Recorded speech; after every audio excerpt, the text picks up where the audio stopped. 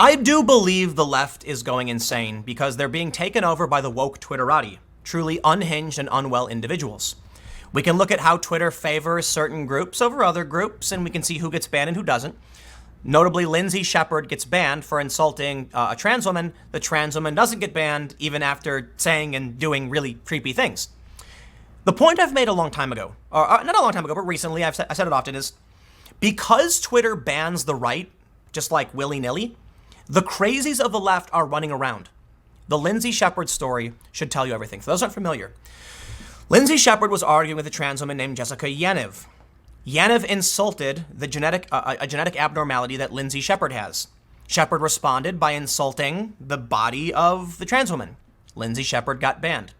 Lindsay is the more rational, albeit got into a heated argument, sure, but Lindsay is a rational, centrist kind of personality, IDW type. She's the one who got banned.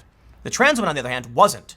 That's all you need to know, okay? Jessica Yaniv is bombastic, eccentric, accused of a whole bunch of really creepy things, and involved in a huge scandal where Yaniv wanted females to wax Yaniv's male genitals. So think about that. Think about who gets banned and who doesn't. Think about the rules. What ends up happening then is, what do we see when we go online, and what do we see as Twitter trickles down into the media? We see a clean-cut, suit-wearing conservative saying, well, you know, my thought on the whole immigration debate is actually the president does have the legal authority, but... And then what do we see on the left?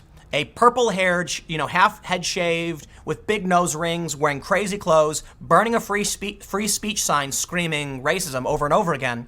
And I'm like, that one looks crazy, that one looks sane. And then where are the moderates? They're being drowned out. Which brings me to my story from the Daily Wire. Morning Joe guessed Trump's Baltimore rhetoric could lead to horrible civil war. It could lead to some sort of horrible civil war. And I love that the Daily Wire put a picture from a reenactment with like a guy holding the Confederate flag. Excellent choice of photo, Daily Wire.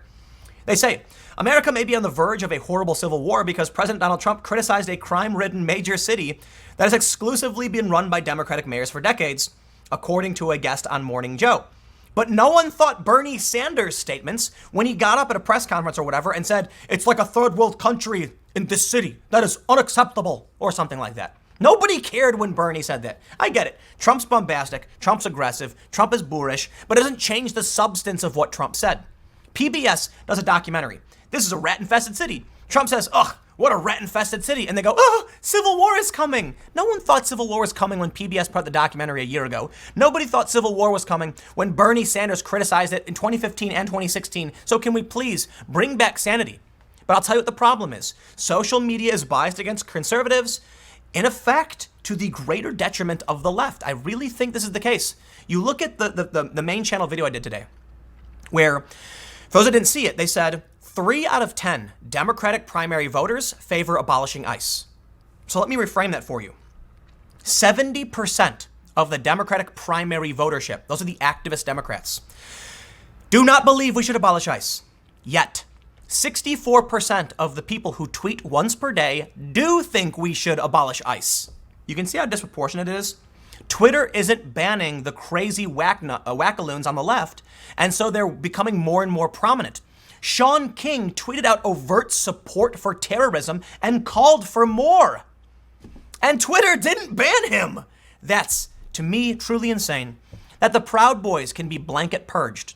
Individuals who broke no rules got swept up. But Sean King can tweet out a call for terror, support and praise of terror, and advocacy for more, no problem. And there you have it. This is an example of the insanity affecting the left. They think Trump's rhetoric is that bad. Ugh, seriously? They say over the weekend President Trump tweeted, we get it. He said the district is a rat and rodent-infested mess. I'm sure you heard the story. If he spent more time in Baltimore, maybe he could help clean up this very dangerous and filthy place. After accusations of racism piled up, the president doubled down on his remarks and even accused the Democrats of playing the race card. He even called out Nancy Pelosi, who was recently called racist by those in her own party. And there is nothing wrong with bringing out the very obvious fact that Congressman Elijah Cummings has done a very poor job for his district and the city of Baltimore. Just take a look. The facts speak far louder than words. The Democrats always play the race card. Always, but they do often, right? Okay, I'll walk it back and say always. No, come on. He's being hyperbolic. I get it. Don't take him literally.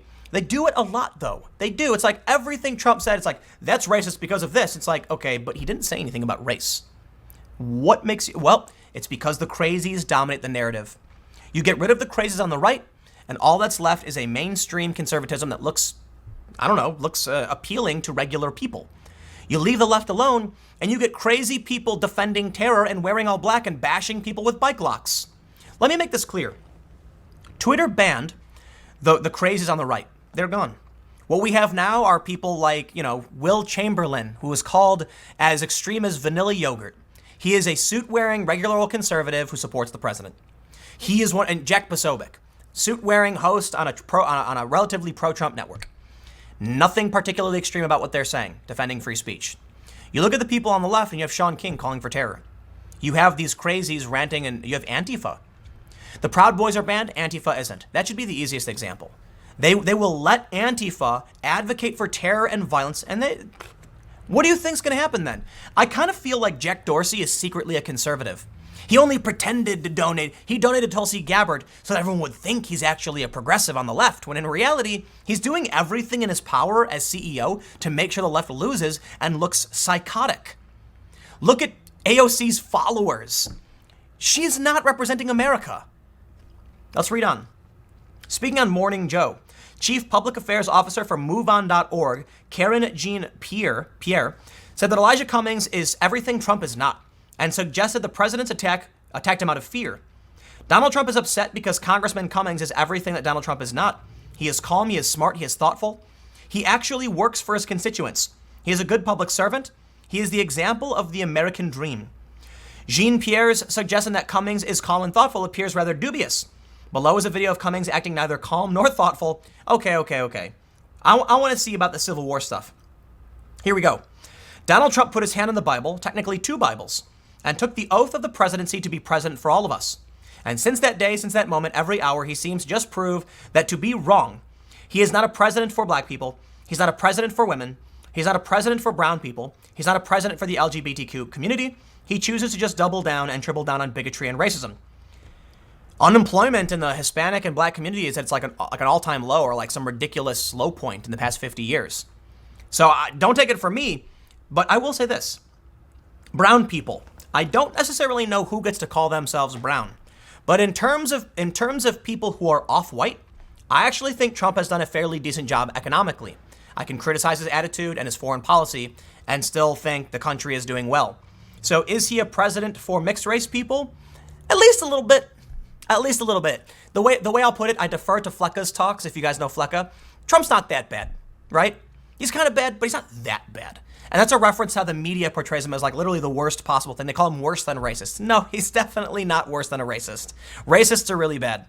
As someone who comes from the south side of Chicago, I think Trump highlighting these issues is a good thing in terms of gangs and violence. We need this. We need the media focused on that. But let me flip that around. It's actually a bad thing Trump talks about Baltimore and things like Chicago. I don't know when the last time he talked about Chicago was. Because then the left just acts like Trump's wrong, and I'm like, but he's not wrong. Like, Chicago is really bad. Baltimore has problems. You can criticize his character, but that doesn't mean he's not a president for anybody. So they're just doubling down on the rhetoric. But, so I guess they end by saying this. Well, I guess, okay. According to Jean Pierre, Trump's rhetoric regarding Baltimore will continue until the 2020 election, which she believes could lead to civil war. She's right. I agree. I agree with that statement. Trump's going to win 2020. I will tell you this. I'm not someone who's smart enough to make a prediction. I thought Republicans would sweep the midterms. I was wrong. And it's funny because, like, even though I'm like, I think they're going to win, people are like, aha, Tim was wrong. Well, of course I was wrong. I'm wrong all the time, dude. I'm a guy on the internet who reads stuff and then tells you what I think, and I'm wrong a lot. I'm probably, greater than chance, but I'm not going to act like I've got like a massive, wonderful track record of being right. I just think, based on what I see today, here's what I think is going to happen. That's my opinion. I take things into context. I try to. But I do believe Trump will win. I do. I think even Democrats agree. As my main channel video talked about it, Trump can lose. Arrogance can be his downfall, same as Hillary.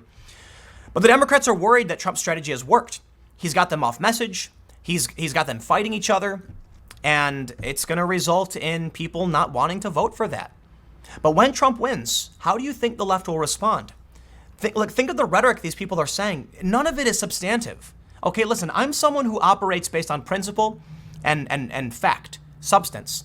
Saying Trump is a bad man, I don't care. I literally don't.